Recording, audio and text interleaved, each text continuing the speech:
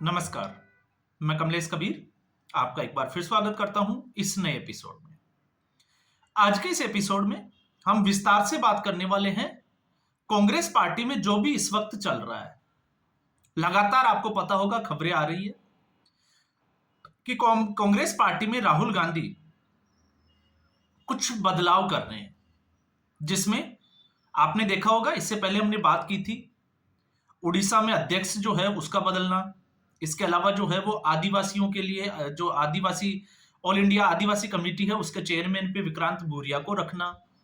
इसके अलावा अलग अलग प्रदेशों में लगभग 9 राज्यों में हमने बात की कि उनके प्रभारी जो है वो बदल दिए गए, जिसमें आगामी विधानसभा चुनाव के लिए आपको पता होगा जो बिहार में होने वाला है वहां पर भी जो है वो इंचार्ज बदल दिया गया।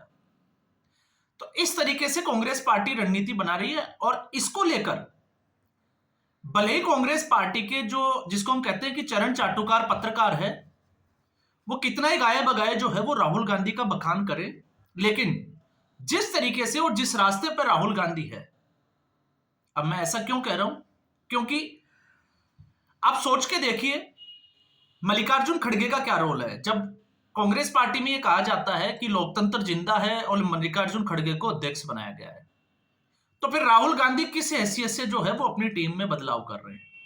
और अगर राहुल गांधी के लिए ये सब कुछ बदलाव हो रहा है तो फिर मल्लिकार्जुन खड़गे का क्या रोल है। तो सवाल जो है वो राहुल गांधी और कांग्रेस पार्टी के ऊपर बहुत सारे खड़े हो जाते हैं, लेकिन इसमें एक साफ तौर से निकल के चीज जो आई है, जब तक हम कांग्रेस पार्टी को सोनिया गांधी के समय तक देखते हैं और जैसे ही राहुल गांधी का राजनीतिक पदार्पण होता है औपचारिक रूप से 2004 के बाद में, और जिस तरीके से राहुल गांधी चीजों को अपने हाथ में लेने की कोशिश की, उसके बाद से कांग्रेस पार्टी का जो डाउनफॉल हुआ है, तो उसकी बड़ी वजह क्या है। उसकी बड़ी वजह जब समझोगे तो आपको समझ में आएगा कि इस वक्त शशि थरूर और कांग्रेस पार्टी के बीच में जो है वो विवाद बढ़ता जा रहा है और ये सुर्खियां बना हुआ है। शशि थरूर जो केरल के तिरुवनंतपुरम से कांग्रेस पार्टी के 4 बार के सांसद है, बहुत अच्छे राइटर भी है और बहुत अच्छे फ्लुएंट इंग्लिश भी बोलते हैं, इसलिए शशि थरूर जो है वो बड़े फेमस भी है। और कुछ विवादों के कारण भी शशि थरूर जो है वो उनका नाम जो है वो लगातार उछलता जाता है। उसमें एक था जिस तरीके से 2 तलाक के बाद में सुनंदा पुष्कर के साथ शादी की, और उसके बाद में वो आपको पता होगा कि होटल में जो है वो किराए का मकान लेकर, वो किराए का रूम लेकर रहते थे, और फिर एक दिन सुनंदा पुष्कर की लाश मिलती है, फिर उसमें आरोप लगते हैं और शव बरामद होने के बाद में, हालांकि उन आरोपों से जांच के बाद में शशि थरूर बरी भी हो जाते हैं। तो इस वक्त शशि थरूर के साथ जो विवाद चल रहे हैं कांग्रेस पार्टी के, तो उसमें एक बहुत ही महत्वपूर्ण कड़ी की मैं बात कर रहा हूं। शायद ही कोई मीडिया में आप देखोगे तो शायद आपको पता चले कि उसकी कोई बात करेगा, क्योंकि सबका आकलन जो है वो अपने अपने तरीके से है कि हो सकता है कांग्रेस पार्टी शशि थरूर की इस बात से नाराज है, जिस तरीके से 15 फरवरी आप याद कीजिए जब डोनाल्ड ट्रंप और नरेंद्र मोदी की मुलाकात हुई, और उसके बाद शशि थरूर का एक स्टेटमेंट आया था और शशि थरूर ने इसको जो है वो देश के लिए बड़ा अच्छा बताया था, सराहनीय कदम। तो इसको हम कहें तो भूरी भूरी जो है वो प्रधानमंत्री नरेंद्र मोदी की प्रशंसा की थी, लेकिन कांग्रेस पार्टी ने अपने मुखपत्र में जो है वो ये दिखाने की कोशिश की कि नरेंद्र मोदी के और डोनाल्ड ट्रंप की जो मुलाकात हुई या नरेंद्र मोदी का जो अमेरिकी दौरा था उससे कोई फायदा नहीं हुआ। तो यहां से जो है वो मीडिया में अटकलें लग रही है कि शायद इस वजह से कांग्रेस पार्टी उनसे नाराज है। दूसरा कारण जो सामने निकल के आ रहा है, मैं उसकी बात कर रहा हूं। तो दूसरा कारण जो निकल कर आया वो कारण ये था कि शशि थरूर ने एक स्टेटमेंट दिया था जिसमें केरला की जो सरकार है एलडीएफ, उसकी औद्योगिक नीति की सराहना की थी, और उससे केरल की जो कांग्रेस की जो इकाई है वो शशि थरूर से नाराज बताई जा रही है। और उसके बाद में कांग्रेस ने अपने मुखपत्र में जो है वो फिर वही बात कि उन्होंने एलडीएफ की जो औद्योगिक नीति थी उसकी भरपूर तौर से जो है वो आलोचना की थी। तो ये जो है वो बड़ा कारण बताया जा रहा है। अब ऐसी स्थिति में 18 फरवरी को आप समझ सकते हो, आज से ठीक 2-3 दिन पहले राहुल गांधी और शशि थरूर की मुलाकात होती है, और उसके बाद में ये मामला जो है वो और सरगर्मी पकड़ जाता है। और जब ये पकड़ जाता है तो इसके बाद में शशि थरूर ने अपने ट्विटर पे एक पोस्ट डाली है, एक्स हैंडल पे, और उसमें उन्होंने लिखा है, where ignorance is bliss there is folly to be wise.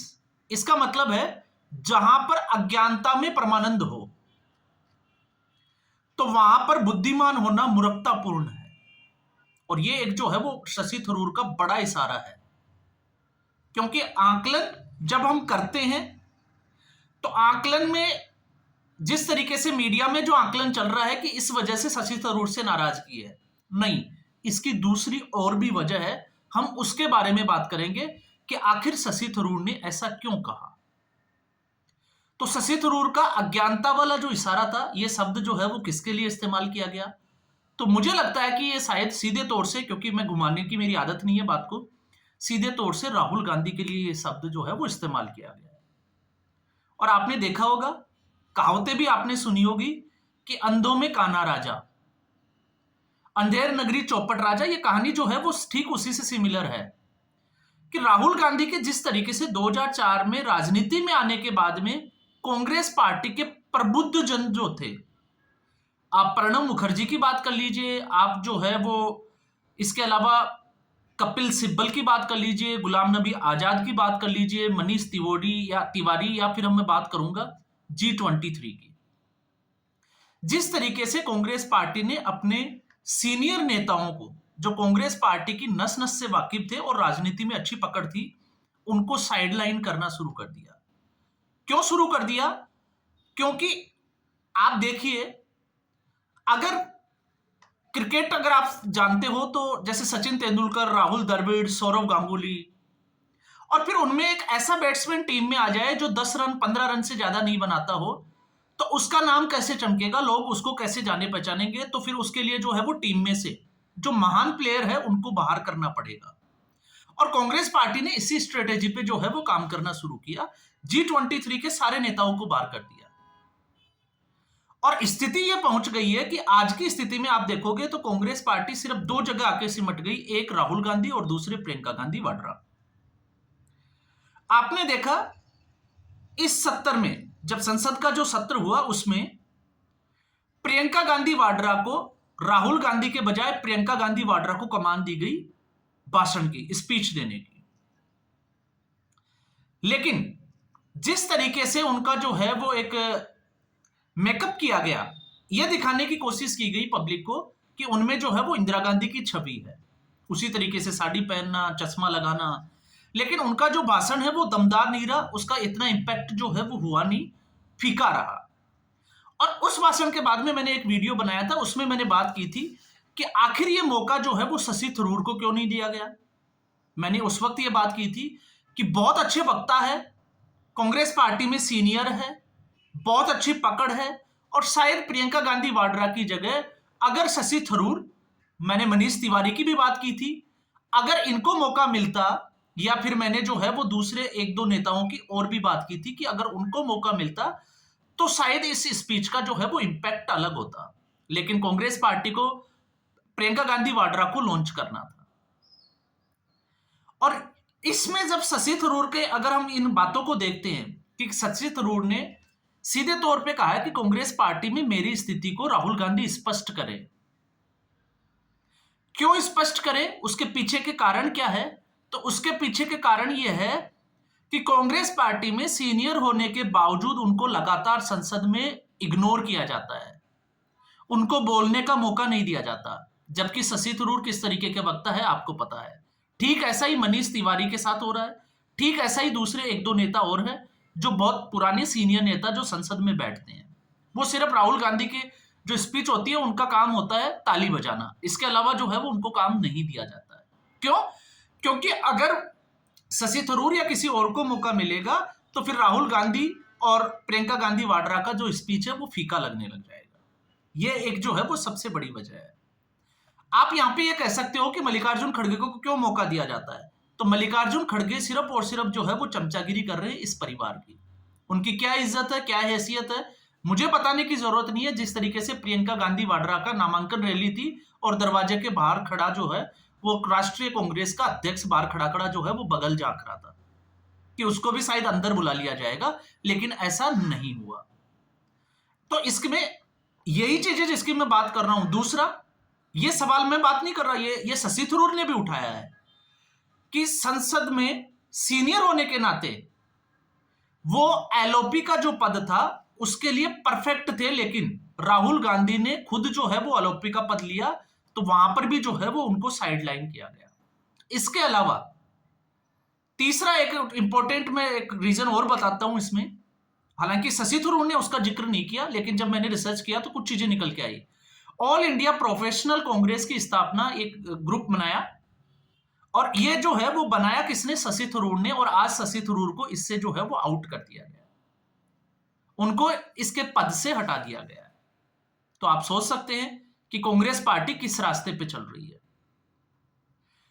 इसके अलावा आप देखोगे तो शशि थरूर के हिसाब से अगर देखें तो उनका यह भी कहना है कि अगर कांग्रेस पार्टी को लगता है, राहुल गांधी को लगता है कि अब वो उनको राज्य में कुछ जिम्मेदारी देना चाहते हैं, तो वो इसको भी स्पष्ट करें। लेकिन राहुल गांधी की इसके ऊपर कोई प्रतिक्रिया नहीं है। ठीक राहुल गांधी का जो स्वभाव है उसी की हम बात कर रहे हैं, उनका स्वभाव भी इसी तरीके का है। आपने देखा होगा राहुल गांधी का अहंकार इस लेवल का है कि अगर कोई पार्टी में कोई नेता नाराज है तो उसकी नाराजगी दूर करना, उससे बात करना और उससे मीटिंग करना। आज तक राहुल गांधी ने ऐसा नहीं किया, और इसी के चलते कांग्रेस पार्टी में एक के बाद एक जो है वो कई नेता छोड़कर चले गए, और उसका खामियाजा कांग्रेस पार्टी आज भी भुगत रही है। आप देखोगे 2014 के बाद में जिस सेंट्रल लीडरशिप के अंडर में दिल्ली, जहां पर सेंट्रल लीडरशिप कांग्रेस पार्टी की रहती है, सांसद रहते हैं पूरे देश भर के, उस दिल्ली में संगठन भी नहीं है। क्यों नहीं है? क्योंकि राहुल गांधी को चमचागिरी करने वाले नेताओं के ज्यादा जो है वो किसी की जरूरत नहीं है। और उनमें कौन है? आप देखोगे अभी जिस तरीके से कांग्रेस पार्टी में फेरबदल किया जा रहा है, तो चाबुक किसके ऊपर चल रहा है? ऐसे नेताओं जिनका आपने जो है वो ज्यादा नाम नहीं सुना होगा, लेकिन जिन नेताओं का आप नाम सुनते हो, केसी वेणुगोपाल, जिनके ऊपर हरियाणा में बड़े आरोप लगे, अजय माकन, और ये सारे जो नेता है वो कांग्रेस पार्टी में अभी भी राहुल गांधी के आसपास ठीक उसी तरीके से बने हुए हैं जैसे वो थे। तो इसलिए इनको बोल सकते हैं आप चरण चुंबक बोलोगे तो इसमें कोई बुराई जो है वो है नहीं। तो फिर हम आते हैं राहुल गांधी की अज्ञानता की बात। तो राहुल गांधी ने अज्ञानता का प्रदर्शन कब कब किया? जिस तरीके से शशि थरूर ने ये एक स्टेटमेंट, या हम कहें कि जो एक्स हैंडल पे जो डाला, ट्वीट किया, मैं उसकी बात कर रहा हूं। उसके हिसाब से इशारा क्यों है? तो इशारा इसलिए है, राहुल गांधी औपचारिक रूप से लोकसभा चुनाव में 2004 में आए थे, और उसके बाद में 16 अप्रैल 2007 को राहुल गांधी ने एक बड़ा स्टेटमेंट दिया था। अब अज्ञानता क्या होती है हम उसी की बात करते हैं, क्योंकि उस वक्त वो युवा थे, कांग्रेस को बदलना चाहते थे, जबकि कांग्रेस उस वक्त सत्ता में थी, सही चल रही थी, और ऐसा बदलाव किया कि उसके बाद कांग्रेस पार्टी जो है वो एक तरीके से खत्म होने की कगार पे आ गई, खड़ी हो गई। और स्टेटमेंट क्या था उनका? स्टेटमेंट था कि अगर उनका परिवार एक बार कुछ सोच ले तो वो कभी भी उसको करने से पीछे नहीं हटता। कारण क्या बताया? जैसे भारत की आजादी, तो भारत की आजादी और पाकिस्तान का बंटवारा। तो भारत की आजादी में कांग्रेस पार्टी, या हम कहें कि उनके परिवार को, उन्होंने कांग्रेस पार्टी को इंपॉर्टेंस नहीं दी, परिवार को दी, और जवाहरलाल नेहरू को। तो अज्ञानता आप देखिए, जवाहरलाल नेहरू की कमियों की वजह से, खामियों की वजह से देश का बंटवारा हुआ, महत्वाकांक्षा के चलते पद की लालसा। और वही पद की लालसा जो है वो अभी राहुल गांधी के मन में है। इसलिए आपने देखा होगा वो चाहते हैं विपक्ष के कंधों पर बैठकर प्रधानमंत्री बनना, कि विपक्ष उनको जिताए और ये पद जो है वो ऑफर करे। इसीलिए आपने देखा होगा मायावती के खिलाफ, इससे पहले भी मैंने एक वीडियो बनाया, कि वो लगातार स्टेटमेंट दे रहे हैं। पाकिस्तान का बंटवारा उनका इशारा था, जिस तरीके से बांग्लादेश को आजाद कराना और भारत को 21वीं सदी में ले जाना। लेकिन 21वीं सदी आते आते कांग्रेस जो है वही भारत में जो है वो खत्म होने के कगार पे आ गई। तो ये अज्ञानता का पहला प्रमाण था। मैं यहां पे स्लिप ऑफ टंग की बात नहीं कर रहा कि जबान फिसल गई और कुछ बोल दिया, मैं बात कर रहा हूं अज्ञानता की।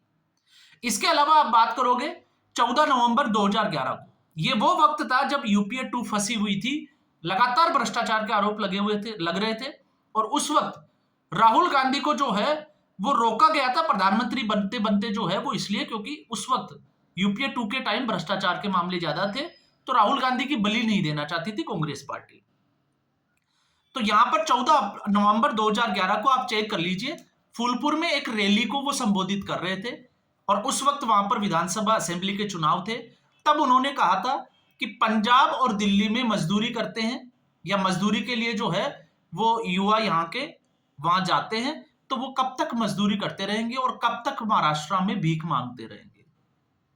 अब आप देखिए एक राजनेता का स्टेटमेंट कि यूपी के युवा जो है या यूपी के लोग जो है वो कब तक महाराष्ट्र में भीख मांगते रहेंगे। ये दूसरा स्टेटमेंट जिसकी मैं बात कर रहा हूं। तीसरा स्टेटमेंट, चंडीगढ़ की एक यूनिवर्सिटी में पहुंचे थे 11 अक्टूबर 2012 को इसके बाद में, और उन्होंने जो है वो एक स्टेटमेंट दिया था यहां पर, और स्टेटमेंट यह था कि यूरोप के एक राजदूत ने कहा है कि भारत जो है, या हम कहें कि 21वीं सदी भारत की होगी क्योंकि भारत के पास ह्यूमन रिसोर्सेज है, लेकिन पंजाब का ह्यूमन रिसोर्सेज को क्या हो गया, यहां के युवा जो है वो नशेड़ी है। ये राहुल गांधी का स्टेटमेंट था। उसके बाद में अगर हम चलते हैं तो और लिस्ट में अगर हम देखें तो आपने देखा 24 अक्टूबर, आप चेक करिएगा, 2013 का एक स्टेटमेंट है जहां इंदौर में एक रैली थी, और इस रैली में राहुल गांधी का जिस तरीके का उनका राजनीतिक का स्तर है और समझ है, वो बात कर रहे थे मुजफ्फर दंगों में, जिस तरीके से मुजफ्फर दंगों की आग लगी हुई थी, तो उन्होंने एक स्टेटमेंट दिया था कि मुजफ्फरनगर के 10-15 लड़के जो कि मुसलमान है, क्योंकि हमेशा कांग्रेस पार्टी मुस्लिम तुष्टीकरण की राजनीति करती है, उनके भाई बहनों को मारा गया। मतलब दंगों में हिंदुओं को नहीं मारा गया, उनके भाई बहनों को मारा गया। जैसे दंगे जो है वो किसी दूसरे धर्म ने किए हो, मुस्लिम धर्म ने आज तक कोई दंगा ना किया हो। खैर ये थोड़ा धार्मिक हो जाता है, लेकिन उनकी समझ की बात कि ये स्टेटमेंट देना चाहिए था या नहीं देना चाहिए था। आगे वो क्या बोलते हैं इसमें, आगे वो बोलते हैं कि उन लड़कों के टच में मैं हूं, मेरी उनसे बात हुई है, और उन्होंने बताया कि उनके पास जो है वो पाकिस्तान से फोन आ रहे हैं, आईएसआई से संपर्क हो रहा है, तो मैंने उनको बोला कि आप जो है वो इन लोगों के बहकावे में नहीं आए। तो क्या ऐसा पॉसिबल है? आप सोच के देखिए, ये अज्ञानता नहीं है तो क्या है राजनीति की।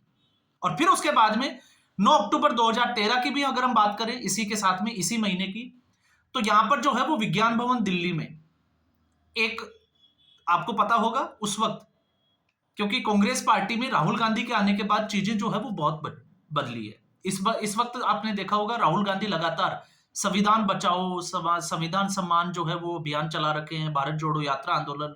तो उस वक्त जो है वो एक उन्होंने किया था दलित अधिकार सम्मेलन, और उसमें जो है वो एस्केप वेलोसिटी की बात की थी।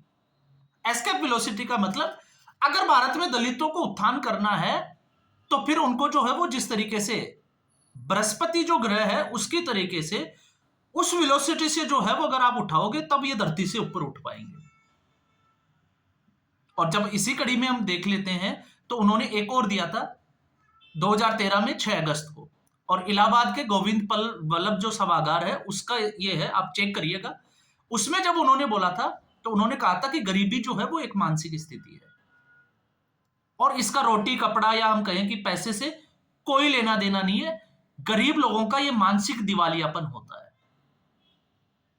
अब आप सोच के देखिए, एक राजनीतिक पार्टी का जो लीडर है वो इस तरीके की बात करता है कि गरीबों को भौतिक चीजों से और रुपए से कोई मतलब नहीं है, क्योंकि उनके दिमाग में मानसिक दिवालियापन है। और फिर उसके बाद में इसी साल का एक और स्टेटमेंट अगर मैं बताऊं तो वो थोड़ा पहले का है, 4 अप्रैल 2013, और ये वही वक्त था जब राहुल गांधी को यह लग रहा था कि अब की बार वो प्रधानमंत्री बनने वाले हैं, इसलिए अज्ञानता भरे जो है वो इसी वक्त उनके स्टेटमेंट आए। तो 4 अप्रैल 2013, और चाइना प्रेम जो है वो किस तरीके का है कांग्रेस पार्टी का, और ज्ञान किस तरीके का है, जिसको हम कहें कि समय समय के साथ राहुल गांधी जो है वो उजागर भी करते हैं। आपने देखा होगा इस वक्त भी वो इस तरीके की बातें करते हैं। और उस वक्त कहा था कि चाइना में एक जो, जिसको आपने सेंट्रलाइजेशन और डिसेंट्रलाइजेशन, सत्ता का केंद्रीकरण और विकेंद्रीकरण, तो उन्होंने कहा कि चाइना जो है वो सत्ता का केंद्रीकरण है, वो महाशक्तिशाली है, इसलिए उसको ड्रैगन कहा जाता है, और भारत जो है वो विकेंद्रीकरण में आता है, इसलिए वो एक मधुमक्खी के छाते की तरह है। और फिर उन्होंने हाथी से भी तुलना की थी। तो इस तरीके के स्टेटमेंट जो है वो राहुल गांधी देते रहते हैं। और इसके अलावा एक बार तो उन्होंने जो है वो इस तरीके से कहा कि गुजरात जो है कि वो यूके से बड़ा है और भारत यूरोप, पूरे यूरोप महाद्वीप और अमेरिका से बड़ा है। अब इस तरीके की बातें जो है वो किस तरीके की होगी, ये आपके ऊपर है। आप सोच के देखिए, क्या एक राजनेता को इस तरीके के स्टेटमेंट देना चाहिए? तो इससे मैंने जो है, इसके बाद में तमाम तरह के उन्होंने जो है वो किसी के ऊपर आरोप लगाना, माफी मांगना, वो एक राजनीतिक विषय हो सकता है। लेकिन ये यहाँ की जो भारत की जो राजनीति है उसको समझ के मैं बात कर रहा हूं कि राहुल गांधी में जिस तरीके की अज्ञानता कूट कूट कर भरी हुई है, और मुझे लगता है कि शायद शशि थरूर का इशारा इसी तरफ था कि जैसे उन्होंने बोला कि वेयर इग्नोरेंस इज ब्लिस, कि अगर कोई आदमी अज्ञानता को ही भगवान समझ ले, परमानंद समझ ले, तो वहां पर फिर बुद्धिमान होना जो है वो मूर्खता की बात है। और आपको पता है, हम भी बोलते हैं कि मूर्ख जब लोग बहस कर रहे हो तो उनके साथ जो है वो कभी भी बहस में पड़ना नहीं चाहिए, उनसे बचना चाहिए। तो ये स्थिति कांग्रेस पार्टी की अभी बनी हुई है। अब कांग्रेस पार्टी के भले ही जितने भी जो पत्रकार है वो ये कहें कि शशि थरूर जो है वो संगी हो गए क्योंकि उन्होंने प्रधानमंत्री नरेंद्र मोदी के लिए बात कर दी, तो मैं उन लोगों के लिए बता देता हूं, क्योंकि आपके दिमाग में ये जरूर आएगा। तो 2018 में या 2019 के जब लोकसभा चुनाव आने वाले थे, तो उससे पहले प्रधानमंत्री नरेंद्र मोदी की तुलना बिच्छू से शशि थरूर ने की थी। तो ऐसा नहीं है कि वो कांग्रेस पार्टी के लिए, लेकिन कांग्रेस पार्टी की समस्या अभी ये बनी हुई है कि अगर नरेंद्र मोदी देश हित में भी कोई फैसला ले तो कांग्रेस पार्टी के नेता जो है वो उसकी सराहना नहीं कर सकते, और अगर वो ऐसा करेंगे तो उनको पार्टी से निष्कासित कर दिया जाएगा। जैसे आचार्य प्रमोद कृष्णम ने प्रधानमंत्री नरेंद्र मोदी को इन्विटेशन भेज दिया कल्की धाम मंदिर जो है उसके शिलान्यास के लिए, इसलिए आचार्य प्रमोद कृष्णम को 6 साल के लिए कांग्रेस पार्टी से निष्कासित कर दिया। तो अब आप समझ सकते हैं कि कांग्रेस पार्टी में कहां अज्ञानता भरी है, और शशि थरूर और इसका जो राहुल गांधी का जो विवाद है, अब वो किस हद तक और कितना बड़ा रूप लेगा, ये तो आने वाला समय ही बताएगा। तो आज के एपिसोड में बस इतना ही। उम्मीद करूंगा वीडियो एपिसोड आपको पसंद आया होगा। वीडियो को लाइक करें, शेयर करें, चैनल जरूर सब्सक्राइब करें। धन्यवाद।